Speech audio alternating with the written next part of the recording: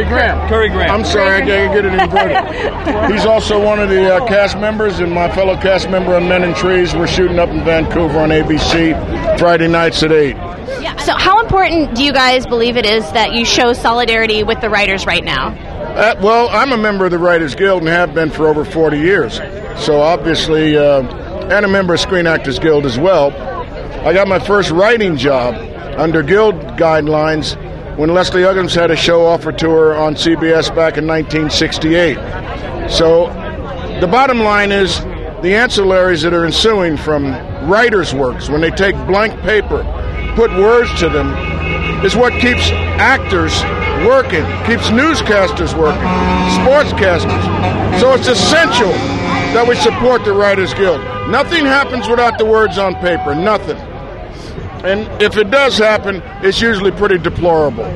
Do you think that because you're a member of both guilds that you've got a better understanding of it, or do you think that most actors generally know that they need the writers? I think most actors understand we need the writers. Absolutely. That's why we're standing here. You better believe it. We really believe in what they're doing, and it's sort of solidarity. They create for us, we create for them. It's a partnership, and you can't let one can't have one without the other. So. Exactly. There's no conflict. I mean, it's a synergism that can happen, as Currie said, one without the other. So we've got to be supportive of each other. I think it was something you said earlier, too, that there's this idea that all writers are rich and all actors are rich, and that is completely not true. Absolutely not. So all these ancillaries that are ensuing or rather the revenue from these ancillaries, there's got to be an equitable distribution of those monies and the benefits and everything else that goes with writers sitting down in an empty room with a word processor, or when I started, with a Ticonderoga #2 and a legal tablet. And he'll give me some cracks about, what about the cave drawings, John? I was going to say, didn't you chisel it in stone?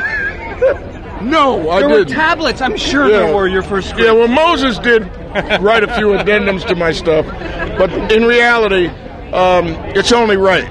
That's why we're here, to make sure that the writers who put the words on paper that make the De Niro's look good and the Brad Pitts and the Denzels look good. I just saw American Gangster, and the thing that got me was the dialogue.